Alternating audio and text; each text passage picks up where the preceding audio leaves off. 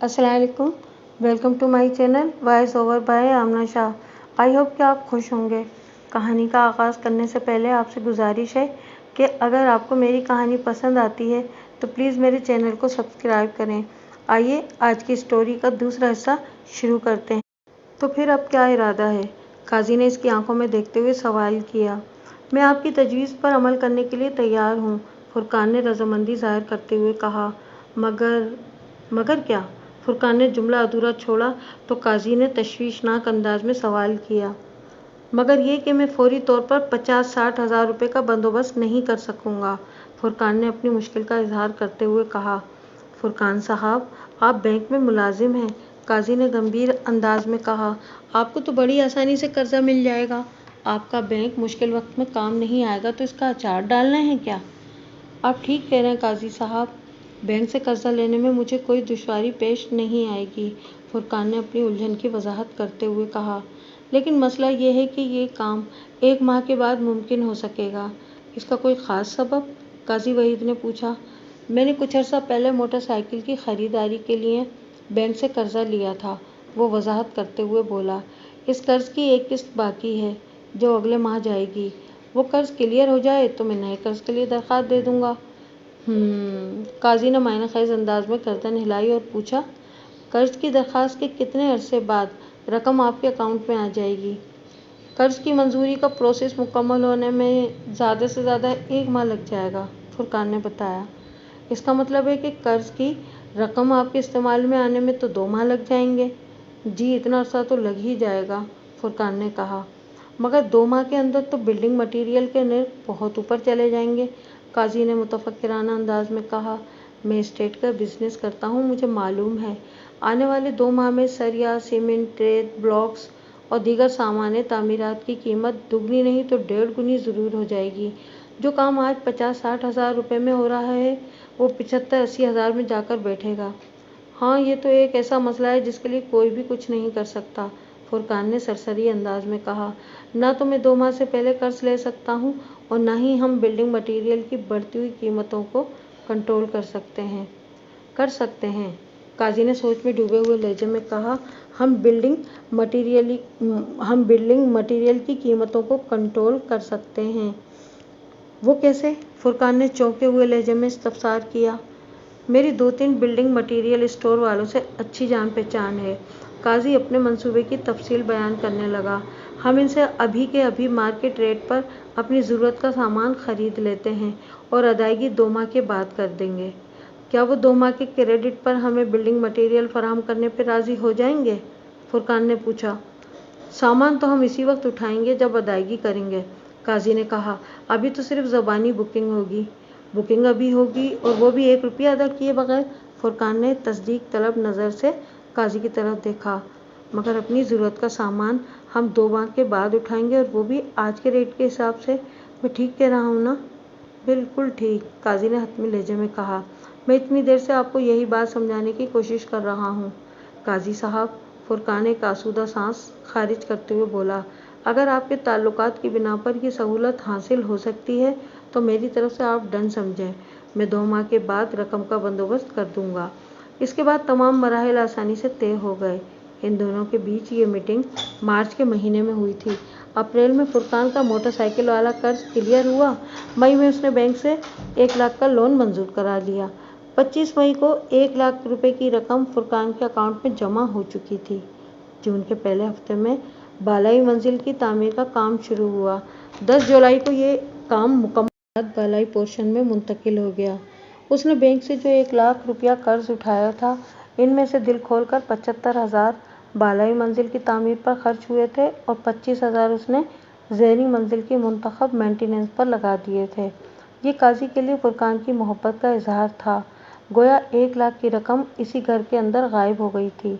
फुरकान और उस्मा ने इस घर के बालाई पोर्शन पर जुलाई अगस्त बड़े अमन सुकून से गुजारे थे। सितंबर का महीना अपने इख्तिताम पर सितमगर की शक्ल इख्तियार कर गया। इनकी ज़िंदगी में वो ट्विस्ट आया जिसका वो कभी तसव्वुर भी नहीं कर सकते थे। वो लोग अचानक बैठे बिठाए एक मुसीबत में घिर गए थे। काजी वहीद, जो पिछले 8-9 माह से एक फरिश्ता सिफ्त इंसान के रूप में ان کے دل و دماغ میں جگہ بنا چکا تھا۔ جب اس کا اصلی چہرہ ان پر عیاں ہوا تو ان کے 14 طبق گل ہو گئے۔ قاضی کی عیاری اور مکاری کا شکار ہو کر پہلے انہیں گھر سے بے گھر ہونا پڑا اور پھر فرقان قتل کے الزام میں پولیس کے ہتھے چڑھ گیا تھا۔ ریمانڈ کی مدت پوری ہونے کے بعد پولیس نے چالان عدالت میں پیش کر دیا۔ میں نے فرقان کے وکیل کی حیثیت سے اپنا وکالت نامہ اور اپنے موکل کی درخواست ضمانت دائر کر دی۔ جج کرسی انصاف پر آ کر بیٹھا تو میں نے اپنے موکل کی ضمانت کے حق میں دلائل دیتے ہوئے کہا، جناب عالی، میرا موکل اس معاشرے کا ایک شریف النفس اور امن پسند شہری ہے۔ اس کا ماضی بے داغ ہے۔ اسے ایک گہری سازش کے تحت قتل کے اس کیس میں پھانسنے کی کوشش کی گئی ہے۔ اس کا قصور صرف اتنا ہے کہ اس نے اپنی سادگی کی وجہ سے مقتولہ کے شوہر اسٹیٹ ایجنٹ قاضی وحید پر آنکھیں بند کر کے بھروسہ کر لیا تھا۔ یور آنر، وکیل استغاثہ نے ملزم کی ضمانت کی مخالفت کرتے ہوئے کہا، میرے فاضل دوست ملزم کو معصوم اور سادہ لوح ثابت کرنے کی کوشش کر رہے ہیں، جبکہ حقیقت اس کے برعکس ہے۔ جس شخص نے کامرس میں ماسٹرز کر رکھا ہو اور ایک پرائیویٹ بینک میں ملازمت کرتا ہو، دن رات مالیاتی فگرز سے اس کا واسطہ پڑتا ہو، وہ اتنا سادہ اور بیوقوف نہیں ہو سکتا کہ چپ چاپ آنکھیں بند کر کے کسی کی پراپرٹی میں 1,00,000 روپے کی انویسٹ کر دے۔ محبت اور اخلاص کو اگر منفی انداز میں استعمال کیا جائے تو یہ میٹھی چھری اور زہر ہلاہل کی طرح کام کرتے ہیں۔ میں نے ٹھہرے ہوئے انداز میں کہا، ملزم اسی لیے فریب کھا گیا تھا کہ اس کے مالک مکان قاضی وحید نے اسے اخلاق اور جذبات کی مار ماری تھی۔ ملزم کی جگہ کوئی اور شخص بھی ہوتا تو وہ وہی کرتا جو ملزم نے کیا۔ ملزم نہایتی عیار اور مکار شخص ہے۔ وکیل استغاثہ نے ایکیوزڈ باکس میں خاموش کھڑے فرقان کی طرف اشارہ کرتے ہوئے طنزیہ لہجے میں کہا، اس نے اپنے مسائل کا رونا رو کر پہلے مقتولہ کے شوہر قاضی وحید کے دل میں جگہ بنائی، پھر ایک کرایہ دار کی حیثیت سے اپنی بیوی سمیت ان کے گھر میں داخل ہو گیا۔ مقتولہ ایک بیمار اور نرم دل خاتون تھی۔ ان دونوں میاں بیوی نے محبت کا ناٹک رچا کر مقتولہ اور اس کے شوہر کے دل جیت لیے۔ 3 ماہ کے بعد قاضی وحید نے ان کی الگ رہائش کے لیے اپنے گھر کی چھت پر 2 کمروں کا ایک پورشن تعمیر کرا دیا۔ یہ لوگ بالائی منزل پر شفٹ ہو گئے اور پھر 2 ماہ بعد ہی انہوں نے اپنے منصوبے کے مطابق قاضی وحید سے مطالبہ کر دیا کہ وہ اس کے گھر میں نہیں رہنا چاہتے، لہٰذا قاضی صاحب نے انہیں 1,50,000 روپے ادا کر دیے۔ 1,00,000 وہ جو ملزم نے بالائی منزل کی تعمیر پر خرچ کیا تھا اور 50,000 روپے وہ جو پچھلے 6 ماہ میں قاضی وحید مختلف مد میں ملزم سے لیتا رہا تھا۔ جب مقتول کے شوہر نے ملزم کے مطالبے کو باطل قرار دیتے ہوئے اس پر واضح کر دیا کہ اس کے گھر کی تعمیر میں ملزم کا ایک پیسہ بھی خرچ نہیں ہوا اور نہ ہی اس نے ملزم سے کبھی کسی مد میں کوئی رقم لی، تو یہ سن کر ملزم بفر گیا۔ ان دونوں کے بیچ شدید نوعیت کا جھگڑا ہوا اور ملزم نے قاضی وحید کو یہ دھمکی دی کہ اگر اس نے شرافت سے ملزم کو 1,50,000 روپیہ ادا نہ کیے تو پھر اسے خطرناک نتائج کے لیے تیار رہنا چاہیے۔ وہ سانس ہموار کرنے کے لیے تھما، پھر اپنی بات مکمل کرتے ہوئے بولا، پھر 15 اکتوبر کی شب ملزم نے اپنی سنگین دھمکی پر عمل کر دکھایا۔ وہ موقع پا کر ایسے وقت مقتولہ کے گھر میں گھسا جب اس کا شوہر وہاں موجود نہ تھا۔ ملزم نے مقتولہ کے گھر سے 1,00,000 روپے چوری کیے اور مقتولہ کی مزاحمت پر اسے گلا گھونٹ کر موت کے گھاٹ اتار دیا اور جائے وقوع سے فرار ہو گیا۔ اس کی بدقسمتی کہ جب وہ مقتولہ کے گھر سے نکل رہا تھا تو قاضی وحید وہاں پہنچ گیا۔ ملزم قاضی کو نہیں دیکھ سکا تھا، تاہم قاضی وحید اسے افراتفری کے عالم میں وہاں سے جاتے دیکھ کر چونک اٹھا۔ وہ بجلی کی سی تیزی سے اپنے گھر میں داخل ہوا، پھر حقیقت کسی بم کے مانند اس کے سر پر پھٹی۔ اس کی بیوی بیڈ روم میں مردہ پڑی تھی۔ مقتولہ کے لباس کو دیکھ کر اندازہ ہوتا تھا کہ اس کی مزاحمت کے نتیجے میں ملزم نے گلا گھونٹ کر اس کی جان لے لی تھی۔ بیڈ روم میں موجود الماری بھی کھلی پڑی تھی اور اس کے خفیہ خانے میں قاضی وحید نے 1,00,000 روپے رکھے ہوئے تھے، وہ بھی غائب تھے۔ قاضی وحید کا دماغ گھوم گیا۔ ملزم نے اپنی دھن میں اپنی خطرناک دھمکی پر عمل کر ڈالا تھا۔ جناب عالی، وکیل استغاثہ کے خاموش ہونے پر میں نے ملزم کی ضمانت کے حق میں دلائل دیتے ہوئے کہا، وکیل سرکار حقائق کو توڑ مروڑ کر پیش کر رہے ہیں۔ میرا موکل نہ تو قاتل ہے اور نہ ہی اس نے مقتول کے گھر سے 1 روپیہ بھی چرایا ہے۔ مقتول کے شوہر نے ہوشیار برمپنی چال بازی سے ملزم کے 1 لاکھ روپے اپنے گھر کی بالائی منزل کی تعمیر پر خرچ کرائے۔ یہ رقم ملزم نے اپنے بینک سے قرض لی تھی۔ جب اس کا مقصد پورا ہو گیا تو اس نے ایک خوبصورت سازش کے تحت پہلے ملزم کو گھر چھوڑنے پر راضی کیا، پھر اسے ہمیشہ کے لیے جان چھڑانے کی غرض سے اسے اپنی بیوی کے قتل میں ملوث کر کے یہ خطرناک ڈرامہ رچایا ہے۔ لہٰذا میری معزز عدالت سے استدعا ہے کہ میرے موکل کی درخواست ضمانت کو منظور کرتے ہوئے اس کی رہائی کے احکامات صادر فرمائے جائیں۔ ملزم کی ضمانت پر رہائی انصاف کے اصولوں کے منافی ہوگی جناب عالی۔ وکیل استغاثہ نے ضمانت رکوانے کی کوشش جاری رکھتے ہوئے کہا، ملزم نے قتل اور ڈکیتی جیسے سنگین جرائم کا ارتکاب کیا ہے، اس کا ٹرائل ہونا لازمی ہے۔ جناب عالی، آج عدالتی کارروائی کا آغاز ہونا ہے، میں نے ٹھہرے ہوئے لہجے میں کہا۔ یہ کیس اتنا سیدھا اور سادہ نہیں جیسا کہ استغاثہ کی رپورٹ اور چالان میں دکھایا گیا ہے۔ اس کے اندر بہت سے پیچیدہ اور نازک موڑ ہیں۔ میں مناسب وقت آنے پر ثابت کر دوں گا کہ میرے موکل کو ایک گھناؤنی سازش کے تحت اس کیس میں پھانسنے کی کوشش کی گئی ہے۔ یور آنر، وکیل استغاثہ نے جج کی جانب دیکھتے ہوئے گہری سنجیدگی سے کہا، میں اپنے فاضل دوست کی مناسب وقت والی بات سے اتفاق کرتے ہوئے معزز عدالت سے گزارش کرتا ہوں کہ فی الحال ملزم کی درخواست ضمانت کو رد کرتے ہوئے اسے جوڈیشنل ریمانڈ پر جیل کسٹڈی میں بھیج دیا جائے۔ جب مناسب وقت آئے گا اور میرے فاضل دوست اپنے موکل کی بے گناہی ثابت کرنے میں کامیاب ہو جائیں گے تو معزز عدالت انصاف کے تقاضے پورے کرنے کے لیے آزاد ہوگی۔ ہمارے درمیان مزید 15-20 منٹ تک ضمانت کے حق اور مخالفت میں دلائل کا سلسلہ جاری رہا۔ پھر جج نے درخواست ضمانت کو رد کرتے ہوئے ملزم فرقان کو جوڈیشنل ریمانڈ پر جیل کسٹڈی کے احکام جاری کرنے کے بعد 15 روز بعد کی تاریخ دے کر عدالت سے درخواست برخاست کر دی۔ میں عدالت کے کمرے سے باہر نکلا تو علی مراد میرے ساتھ تھا۔ ہمارے درمیان کیس کے مختلف پہلوؤں پر بات چیت جاری تھی۔ جب جیل کی وین فرقان کو لے کر عدالت کے احاطے سے نکل گئی تو میں نے ادھر ادھر نگاہ دوڑاتے ہوئے علی مراد سے پوچھا، آپ کو فرقان کے گھر والوں میں سے کوئی دکھائی نہیں دے رہا ہے؟ نہیں بیگ صاحب، وہ سنجیدگی سے بولا، حالانکہ میں آج ان کی آمد کی توقع کر رہا تھا۔ میرا خیال تھا کہ ان میں سے ضرور کوئی عدالت پہنچے گا، مگر لگتا ہے کہ ان کے سینے میں دل نہیں پتھر ہیں۔ یہ جو بھی ہے نہایت ہی افسوسناک ہے، میں نے تائیدی انداز میں سر ہلاتے ہوئے کہا۔ ان لوگوں کو ایسے شفاف رویے کا مظاہرہ نہیں کرنا چاہیے تھا۔ بہرحال علی مراد گردن کو نفی میں جھٹکا دیتے ہوئے بولا، مجھے اس بات کی پرواہ بھی نہیں کہ فرقان کے گھر والوں کو اس کا خیال آتا بھی ہے یا نہیں۔ وہ میرا داماد ہے، میری بیٹی کا سہاگ ہے، میں نے ہمیشہ اسے اپنا بیٹا سمجھا ہے۔ اس کی باعزت رہائی کے لیے میں بڑی سے بڑی قربانی دینے کو تیار ہوں۔ میں آپ کے جذبے کی قدر کرتا ہوں علی مراد صاحب، میں نے صاف گوئی کا مظاہرہ کرتے ہوئے کہا۔ فرقان خوش قسمت ہے کہ اسے آپ جیسا سسر ملا۔ آپ فکر نہ کریں، آپ کو کوئی قربانی نہیں دینا پڑے گی۔ آپ نے کیس تو اچھی طرح اسٹڈی کر لیا ہوگا؟ وہ امید بھری نظر سے مجھے دیکھتے ہوئے بولا۔ آپ کو کیا لگتا ہے فرقان کی رہائی کے کتنے فیصد امکانات ہیں؟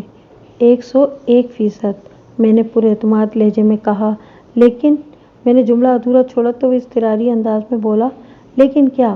لیکن یہ کہ میں نے وضاحت کرتے ہوئے اسے بتایا، یہ کیس خاصا پیچیدہ اور الجھا ہوا ہے، اسے بڑی سوجھ بوجھ اور نزاکت سے سلجھانے کی ضرورت ہے۔ اور مجھے یقین ہے میں یہ مشکل کام نہایت ہی آسانی سے کر لوں گا۔ مگر یہاں ایک اور لیکن بھی کھڑا ہے۔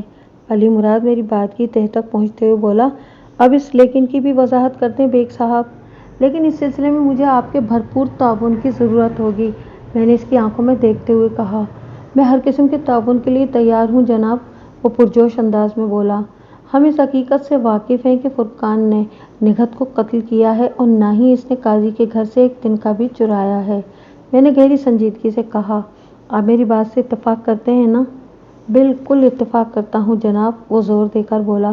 میں فرقان کو 100% بے گناہ سمجھتا ہوں، لیکن اس وقت وہ قتل اور ڈکیتی کے کیس میں پھنسا ہوا ہے، میں نے ٹھہرے ہوئے لہجے میں کہا، اور اس معاملے سے اسے اس وقت تک نجات نہیں مل سکتی جب تک وہ بالائی منزل والا تعمیر والے ایشو میں سچا اور قاضی وحید جھوٹا ثابت نہ ہو جائے۔ یہ کام تو آپ ہی کریں گے بیگ صاحب؟ وہ امید بھری نظر سے مجھے دیکھنے لگا۔ یقیناً میں ہی کروں گا، مگر آپ کے تعاون سے، میں نے گہری سنجیدگی سے کہا۔ اس سلسلے میں نے جو منصوبہ بنایا ہے، اسے کامیاب کرنے کے لیے مجھے چند لوگوں کے بارے میں معلومات درکار ہوں گی، اور یہ معلومات مجھے آپ فراہم کریں گے۔ ضرور کروں گا بیگ صاحب، وہ سر کو اثباتی جنبش دیتے ہوئے بولا۔ آپ رہنمائی فرمائیں گے تو میں یہ کام بآسانی انجام دے لوں گا۔ ٹھیک ہے، آپ کل شام میں میرے آفس آ جائیں، میں نے کہا، میں آپ کو بریف کر دوں گا۔ اس نے میری ہدایت پر عمل کرنے کا یقین دلایا اور میں اس سے مصافحہ کر کے دوسری عدالت کی جانب بڑھ گیا۔ اگلے روز وہ حسب وعدہ مجھ سے ملنے دفتر آیا۔ ہمارے درمیان لگ بھگ آدھا گھنٹہ گفتگو ہوئی۔ میں نے اسے ان افراد کی فہرست فراہم کر دی جن کے بارے میں مجھے معلومات درکار تھیں۔ ان میں سر فہرست مقتولہ نگہت اور اس کے شوہر قاضی وحید کا نام تھا۔ میں ان کے ماضی کے بارے میں جاننا چاہتا تھا۔ چند ایسے افراد تھے جو قاضی وحید کو روزانہ یا اکثر دیکھا کرتے تھے، اور چند ایسے افراد جو ملزم فرقان کے گہرے شناسہ تھے۔ میں نے استغاثہ کے دیو ذات کو پچھاڑنے کے لیے جو منصوبہ بندی کی تھی، اسے پایۂ تکمیل تک پہنچانے کے لیے یہ معلومات مختلف داؤ پیچ کی حیثیت رکھتی تھی۔ آئندہ پیشی پر عدالت کی باقاعدہ کارروائی کا آغاز ہوا۔ جج نے فرد جرم پڑھ کر سنائی۔ ملزم نے صحت جرم سے انکار کر دیا۔ اس کے بعد ملزم فرقان کا حلفیہ بیان ریکارڈ کیا گیا۔ ملزم کا بیان مکمل ہوا تو وکیل استغاثہ نے اسے گھیر لیا۔ لگ بھگ آدھے گھنٹے تک وہ اسے جرح کی چکی میں پیستا رہا۔ فرقان نے میری ہدایت کے عین مطابق نہایتی تحمل اور برداشت کے ساتھ وکیل مخالف کے سوالات کے جوابات دیے۔ اپنی باری پر میں جج کی اجازت سے ایکیوز باکس کے قریب پہنچا اور جرح کا آغاز کرتے ہوئے کہا، کیا یہ درست ہے کہ تم جنوری سے مارچ 3 ماہ تک مقتولہ کے گھر میں کرایہ دار کی حیثیت سے اس طرح رہ رہے تھے کہ مقتول بھی اپنے شوہر کے ساتھ اسی گھر میں رہائش پذیر تھی؟ جی ہاں، آپ درست فرما رہے ہیں، اس نے اس بات میں جواب دیا۔ ہم چاروں افراد ایک ہی گھر میں ایک ہی خاندان کی طرح رہتے تھے۔ پھر مارچ کے بعد کیا ہوا تھا؟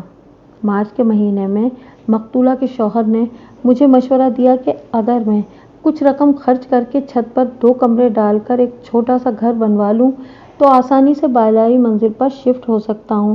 ملزم نے جواب دیا، اور قاضی وحید کی بات تمہاری سمجھ میں آ گئی؟ پچھلے 3 ماہ میں ہمارے درمیان محبت اور اخلاق کا جو رشتہ استوار ہو چکا تھا، اس کے پیش نظر مقتولہ کے شوہر کا یہ مشورہ مجھے بھلا لگا۔ ملزم فرقان نے ٹھہرے ہوئے لہجے میں کہا، اور میں نے بینک سے لون لے کر اس مشورے پر عمل کر ڈالا۔ تم نے اس مقصد کے لیے اپنے بینک سے کتنا قرضہ لیا تھا؟ 1 لاکھ روپے، اس نے بتایا۔ کیا یہ 1 لاکھ روپیہ گھر کی بالائی منزل کی تعمیر پر خرچ ہو گئے تھے؟ میں نے پوچھا۔ نہیں جناب، اس نے نفی میں گردن ہلائی اور بولا، بالائی منزل کی تعمیر تو کم و بیش 75,000 روپے خرچ ہوئے تھے، باقی کے 25,000 زیریں منزل پر مختلف نوعیت کے مرمت کے کاموں پر خرچ ہوئے تھے۔ گویا آپ نے بینک سے جو 1 لاکھ کا قرضہ لیا تھا، وہ تمام کا تمام قاضی وحید کی پراپرٹی کی توسیع، تزئین و آرائش میں نظر ہو گیا۔ میں نے تیکھے انداز میں کہا، جی ہاں، یہی حقیقت ہے، اس نے مختصر سا جواب دیا۔ تم نے کامرس پڑھی ہے اور ایک بینکر ہو، میں نے خفگی آمیز انداز میں کہا۔ کسی دوسرے کی پراپرٹی پر بغیر کسی لکھت پڑھت کے تم نے 1 لاکھ روپیہ خرچ کر دیے، اس موقع پر تمہاری عقل کیا گھاس چرنے گئی تھی؟ آپ ٹھیک کہہ رہے ہیں جناب، وہ ندامت بھرے لہجے میں بولا۔ میری عقل پر واقعی پردہ پڑ گیا تھا۔ قاضی وحید نے مجھے محبت اور اخلاق کی چھری سے اس طرح ذبح کر ڈالا کہ آخری لمحے تک مجھے اس فراڈ کا احساس تک نہ ہو سکا۔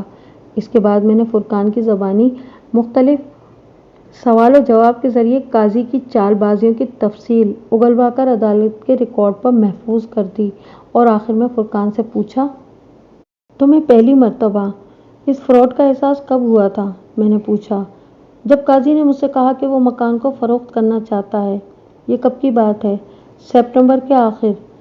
اس نے مجھ سے یہ سب کہا تھا، ملزم نے جواب دیا۔ ملزم نے مجھے بتایا کہ اس کے مکان کی ایک پارٹی لگ گئی ہے، 6 لاکھ دینے کو تیار ہے۔ بھلے زمانے میں اس نے گھر پر 2 لاکھ خرچ کیے تھے۔ بالائی منزل کی تعمیر میں کم و بیش 1 لاکھ میرے لگے تھے۔ اس نے میرے سامنے آفر رکھی تھی کہ اگر وہ مکان 6 لاکھ میں نکل جاتا ہے تو 4 لاکھ وہ رکھ لے گا اور 2 لاکھ مجھے دے دے گا۔ دونوں کو لگائی ہوئی رقم پر 100% منافع مل جائے گا۔ تو کیا تم نے قاضی وحید کی تجویز پر رضامندی ظاہر کر دی تھی؟ میں چنیدہ اور سلگتے ہوئے سوالات کے ذریعے قاضی کی بددیانتی اور عیاری عدالت پر عیاں کر رہا تھا۔ جب تک قاضی کا فراڈ عدالت کے ریکارڈ پر رجسٹر نہ ہوتا، میں اپنے موکل کو بے گناہ ثابت کرنے میں کامیاب نہیں ہو سکتا تھا۔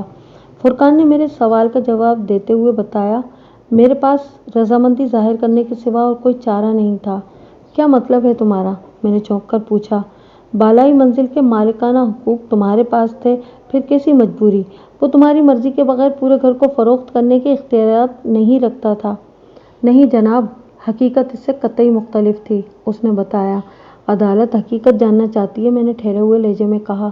میں نے دیکھا کہ جج پوری توجہ اور دلچسپی سے میرے اور ملزم کے درمیان جاری سوال و جواب کی سماعت کر رہا تھا۔ یہ میرے لیے ایک خوش آئند بات تھی۔ حقیقت یہ ہے جناب، ملزم نے معدل انداز میں بتانا شروع کیا، بالائی منزل کی ملکیت کے حوالے سے قاضی نے مجھ سے جتنی بھی باتیں کی تھیں وہ زبانی جمع خرچ سے آگے نہیں بڑھ سکی تھیں۔ ابھی بالائی منزل کی ملکیت کے کاغذات تیار نہیں ہوئے تھے کہ قاضی نے مکان کو فروخت کرنے کا فیصلہ کر لیا تھا۔ اسے روکنے کے لیے میرے پاس اختیارات نہیں تھے۔ اختیارات اس لیے نہیں تھے کہ تم نے اپنے ہاتھ پاؤں کاٹ کر قاضی کی جھولی میں جو ڈال دیے تھے، میں نے خفگی آمیز لہجے میں کہا۔ پھر پوچھا، قاضی کی مکان فروخت کرنے کی اسکیم کے جواب میں تم نے کیا کہا تھا؟ میں نے قاضی سے کہا تھا کہ اگر وہ مکان فروخت کر دے گا تو انہیں فوری طور پر گھر خالی کرنا ہوگا۔ پھر میں اپنی بیوی کو لے کر کہاں جاؤں گا؟ اس نے کیا جواب دیا تھا؟ وہ بولا، تم چند دن کے لیے اپنے سسرال چلے جانا اور میں اپنے کسی رشتہ دار کے پاس چلا جاؤں گا، ملزم نے جواب دیا۔ پھر جب مکان کی فروخت کا پروسیس مکمل ہو جائے گا تو وہ 2 لاکھ مجھے دے دے گا۔ اس کے بعد میں آزاد ہوں گا کہ کہیں بھی رہوں۔ اس کے ساتھ ہی قاضی نے مجھے ایک تجویز اور دی تھی۔ کیسی تجویز؟ میں نے سنسناتے ہوئے لہجے میں پوچھا۔ آبجیکشن یور آنر، وکیل استغاثہ جو کافی دیر سے خاموش کھڑا میرے اور ملزم کے بیچ ہونے والی گفتگو کو تحمل سے سن رہا تھا، اچانک پھٹ پڑا۔ تمام حاضرین عدالت نے چونک کر وکیل استغاثہ کی طرف دیکھا۔ جج نے اس سے استفسار کیا، وکیل صاحب، آپ کو کس بات پر اعتراض ہے؟ جناب عالی، وہ جج کے سوال کے جواب میں بولا، اس وقت عدالت میں نکہت مرڈر کیس کی سماعت ہو رہی ہے اور ڈیفینس کونسلر ملزم کو کسی اور موضوع میں الجھا کر عدالت کا قیمتی وقت برباد کر رہے ہیں۔ انہیں غیر متعلقہ باتوں سے باز رہنے کی تلقین کی جائے۔ جناب عالی، وکیل استغاثہ کے جملے کے جواب میں نے کہا، میں نے اب تک اپنے موکل سے ایک بھی غیر متعلقہ اور غیر ضروری سوال نہیں کیا۔ میرے موکل کے ساتھ 1 لاکھ روپے کا فراڈ کیا گیا ہے۔ جب تک اس فراڈ کی تفصیلات معزز عدالت کے ریکارڈ پر نہیں آ جاتی، قتل کے محرکات کو نہیں جانا جا سکتا۔ میں آگے چل کر یہ ثابت کر دوں گا کہ میرا موکل بے گناہ ہے اور ایک سوچی سمجھی سازش کے تحت اسے اس قتل کے کیس میں ملوث کیا گیا ہے۔ یور آنر، میرے فاضل دوست جتنی سست روی سے ملزم پر جرح کر رہے ہیں، اس کو دیکھ کر تو یہی محسوس ہوتا ہے کہ ملزم پر جرح مکمل کرنے میں انہیں مزید 2-3 پیشیوں کی ضرورت ہوگی۔ وکیل استغاثہ نے برا سا منہ بنا کر مجھ پر چوٹ کی۔ استغاثہ کے گواہوں کو بھی عدالت میں پیش کرنا ہے، اس طرح تو یہ کیس چلتا ہی رہے گا۔ وکیل استغاثہ نے میری سمت جو اینٹ پھینکی تھی، اس کے جواب میں ایک پتھر لڑکانا مجھ پر بھی واجب ہو گیا تھا۔ میں نے جج کی طرف دیکھتے ہوئے گمبھیر انداز میں کہا، جناب عالی، جیسا کہ میں پہلے بھی عرض کر چکا ہوں کہ میرے موکل کے ساتھ ہونے والے جائیداد فراڈ کو بے نقاب کیے بغیر نکہت مرڈر کیس کو حل کرنا ممکن نہیں، لہٰذا معزز عدالت سے میری استدعا ہے کہ مجھے ملزم پر اپنی جرح مکمل کرنے کے لیے تھوڑا ٹائم دیا جائے اور اس کے ساتھ ہی وکیل سرکار کو بھی اس امر کا پابند بنایا جائے کہ وہ میری جرح کے دوران میں کسی بھی قسم کی مداخلت کا خیال دل سے نکال دیں۔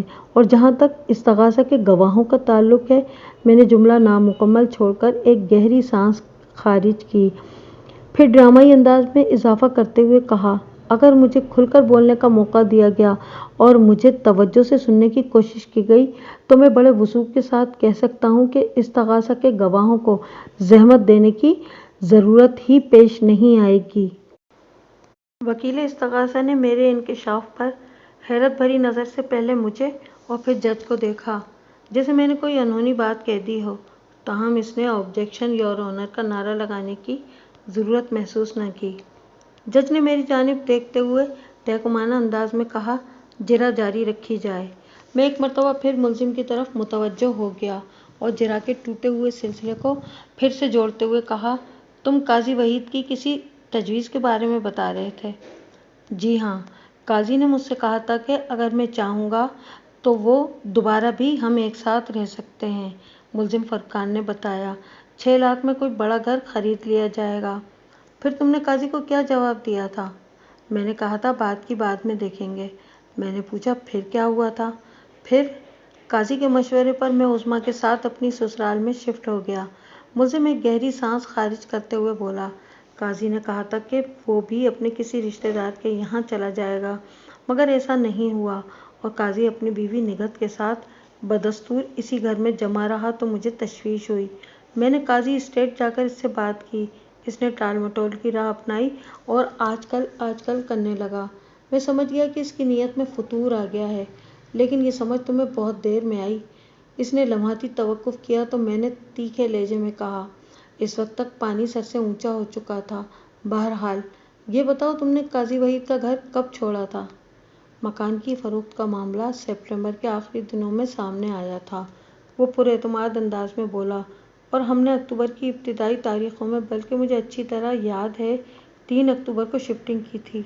आप लोगों ने 3 अक्टूबर को काजी के घर को खैरबाद कह दिया और फिर 15 अक्टूबर को तुम्हें काजी की बीवी निगहत के कत्ल के इल्ज़ाम में गिरफ्तार कर लिया जाता है। मुलजिम ने अपनी जिरह को समेटते हुए कहा, 3 से 15 अक्टूबर के दरमियान क्या होता रहा? जैसा कि मैंने बताया है, वो ठहरे हुए लहजे में बोला, हमने काजी के ईमा पर शराफत का मुजाहरा करते हुए उसका घर छोड़ दिया था। 3 अक्टूबर से 14 अक्टूबर तक मैं हर दूसरे तीसरे दिन काजी की एजेंसी के चक्कर काटता रहा ताकि इससे 2 लाख की रकम वसूल कर सकूं, लेकिन हर मर्तबा वो कोई नया बहाना बनाकर कल पर टाल देता था। 14 अक्टूबर की शाम मैंने इसके साथ अच्छी खासी तल्ख कलामी कर डाली, हालांकि ये मेरा मिजाज नहीं है। अदालत जानना चाहती है कि 14 अक्टूबर की शाम यानी वक़ुआ से लगभग 24 घंटे पहले तुम्हारी और काजी वहीद की किस बात पर गर्मा गर्मी हुई थी। मैंने इस केस के मुलजिम और अपने मुवक्किल फुरकान से सवाल किया। बात कोई नई नहीं थी, वो मादिल अंदाज में बोला। मैं इस शाम भी 2 लाख की रकम लेने ही इसकी एजेंसी पर पहुंचा था। फिर वहाँ क्या वाक़या पेश आया था? मेरे हर रोज़ के तकाजे पर काजी चिढ़ गया था, मुलजिम ने बताया। उसने खासे गुस्से से पूछा कि क्या मुझे उस पर भरोसा नहीं है? मैंने साफ गोई का मुजाहरा करते हुए कह दिया, काजी साहब, पिछले 15-20 दिन में आपने जितने बयानात बदले हैं, इनकी रोशनी में मुझे आप पर वाकई बिल्कुल भरोसा नहीं है। कितना अफसोस की बात है, वो बरहमी से बोला। फुरकान साहब, मैं आपको अपना बेटा समझ रहा हूँ और हर मौके पर आपकी खुशी और फ़ायदे का ख्याल रखा, वरना आजकल के गद्दार ज़माने में कौन किसी को छत पर, अपने मकान की छत पर तामीरात की इजाज़त देता है। ये मेरे ही जिगरा और ज़र्फ़ था कि मैंने चाहा कि आपका भी अपना ज़ाती घर हो जाए, लेकिन आपने कभी दिल से मेरे इसार और मोहब्बत को महसूस करने की कोशिश ही नहीं की। मैं तो अब भी आप ही के फ़ायदे के लिए कोशा हूँ। आपने मेरे घर में 1 लाख रुपए लगाए और मैं आपको 2 लाख दिलवाना चाहता हूँ, लेकिन अगर पार्टी की तरफ से कुछ देर हो रही है तो इसमें मेरा क्या कसूर है? काजी साहब, मैंने उसकी जज्बाती तकरीर के जवाब में संजीदगी से कहा, आपने आज तक मुझ पर जितने एहसानात किए, इनके लिए मैं तहे दिल से आपका शुक्रगुजार हूँ।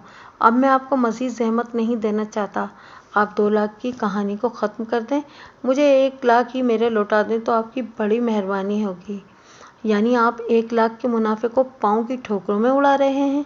उसने सोचती हुई नज़र से मुझे देखते हुए कहा। ऐसा ही समझ लें काजी साहब, मैंने बेजारी से कहा। मैं नासमझ और कम अक्ल हूँ। आप ये भी कह सकते हैं कि मैं उल्लू का पट्टा हूँ और जो जानते बूझते अपना 1 लाख रुपए का नुकसान कर रहा हूँ। आप मेरे 1 लाख वापस कर दें, मैं मुनाफे वाले 1 लाख को हसीन ख्वाब समझकर भूल जाऊँगा। ओह! काजी ने मेरे इस क्लियर कट जवाब पर बड़े अफसोसनाक अंदाज में गर्दन हिलाई और कहा, जब आपने हतमी फैसला कर लिया है तो फिर मैं क्या कर सकता हूँ? आप ये कर सकते हैं कि मेरे 1 लाख रुपए वापस कर दें। मैंने खुद पर काबू रखते हुए कहा, इसके लिए आपको एक दिन मज़ीद इंतज़ार करना होगा। वो पुरख्याल अंदाज में बोला, आप कल शाम में मेरे घर आ जाएं और अपने 1 लाख रुपए मुझसे ले जाएं। जब देना ही है तो कल शाम क्यों, میں نے اس کی نیت کو شک کی نظر سے دیکھتے ہوئے کہا، آپ ابھی ادائیگی کر کے اس باب کو بند کر دیں۔ اگر اس وقت رقم میرے پاس موجود ہوتی تو میں ابھی نکال کر آپ کو دے دیتا۔ وہ خفگی آمیز انداز میں بولا، کل دن میں کسی وقت پارٹی مجھے 1 لاکھ روپے ادا کرے گی اور مکان کا سیل ایگریمنٹ بنے گا۔ آپ کل شام میں میرے گھر آ کر 1 لاکھ روپے لے جائیں۔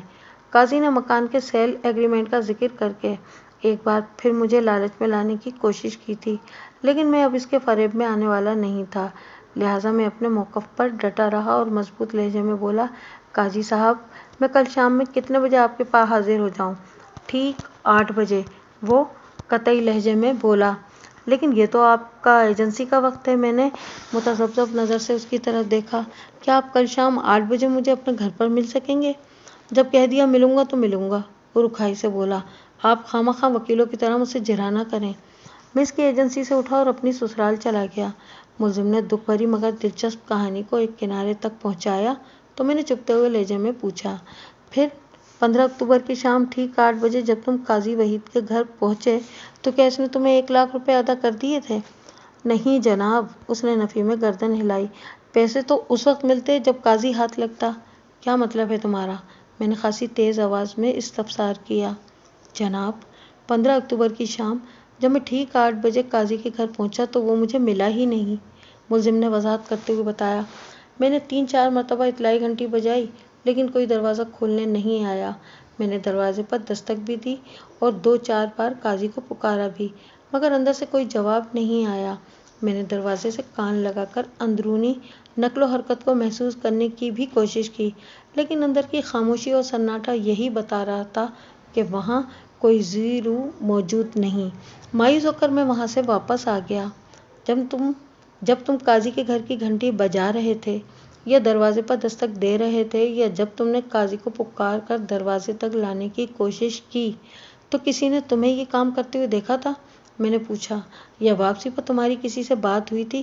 نہیں جناب، میری کسی سے کوئی بات نہیں ہوئی تھی، وہ نفی میں گردن ہلاتے ہوئے بولا، اور جہاں تک کسی کے دیکھنے کا تعلق ہے تو یہ ممکن نہیں۔ قاضی کے گھر کا دروازہ ایسے زاویے پر پڑتا ہے کہ گلی میں گزرنے والوں کی نظر سے محفوظ رہتا ہے، سمجھے کہ ایک اوٹ سی بنی ہوئی ہے۔ اوکے، میں نے اطمینان کا اظہار کرتے ہوئے کہا، پھر پوچھا، قاضی کی طرف سے مایوس ہونے کے بعد تم اپنی سسرال چلے گئے تھے؟ سسرال تو چلا گیا تھا مگر قاضی کی ایجنسی کو ٹچ کرنے کے بعد، اس نے جواب دیا۔ ایجنسی پر تالا پڑا ہوا دیکھ کر میری مایوسی اور گہری ہو گئی تھی۔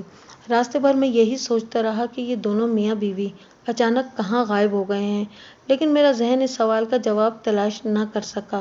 میں نے گھر پہنچ کر عظمیٰ کو صورتحال سے آگاہ کیا تو وہ بھی پریشان ہو گئی۔ تھوڑی دیر بعد انکل علی مراد گھر آئے تو یہ معاملہ میں نے منوعاً ان کے بھی گوش گزار کر دیا۔ انہوں نے پوری توجہ و سنجیدگی سے میری بات سنی اور میرے خاموش ہونے پر کہا، مجھے قاضی کے خلاف پہلی فرصت میں تھانے جا کر فراڈ کی رپورٹ درج کرا دینا چاہیے۔ انہوں نے مجھے یقین دلایا کہ وہ صبح میرے ساتھ تھانے جائیں گے، مگر صبح سے پہلے ہی یعنی 15 اکتوبر کی رات 11 بجے مجھے نکہت کے قتل اور 1 لاکھ روپے کی چوری کے الزام میں گرفتار کر لیا گیا۔ میں نے ملزم کو فارغ کیا اور روئے سخن جج کی جانب موڑتے ہوئے کہا، مجھے اور کچھ نہیں پوچھنا جناب عالی۔ اس کے ساتھ ہی عدالت کا مقررہ وقت ختم ہو گیا۔ جج نے 10 روز بعد کی تاریخ دے کر عدالت برخاست کرنے کا اعلان کر دیا۔ The court is adjourned۔ آئندہ 2 ماہ میں 3 پیشیاں ہوئیں اور ان میں استغاثہ کی طرف سے 5 گواہوں کو عدالت میں پیش کیا گیا، جن کا تعلق اسی علاقے سے تھا جہاں قاضی وحید کا گھر واقع تھا۔ ان گواہوں پر میں نے خاطر خواہ جرح نہیں کی اور ان کے بیانات میں بھی ایسی کوئی خاص بات موجود نہیں تھی۔ مختصراً آپ اتنا جان لیں کہ استغاثہ نے ان گواہوں کے ذریعے یہ ثابت کرنے کی کوشش کی تھی کہ انہوں نے وقوعے کی شام ملزم کو قاضی کے گھر کے آس پاس دیکھا تھا۔ یہ ایک ایسی حقیقت تھی کہ جس سے میرا موکل بھی انکاری نہیں تھا۔ آئندہ پیشی سے پہلے ملزم کے سسر علی مراد نے مجھ سے 2 ملاقاتیں کیں۔ اس سے قبل بھی وہ گاہے بگاہے مجھ سے ملتا رہتا تھا۔ میں نے اس کے ذمے جو کام لگایا تھا وہ اس نے مرحلہ وار مکمل کر دیا تھا، جس کی بنا پر زیر سماعت کیس پر میری گرفت اور بھی مضبوط ہو گئی تھی۔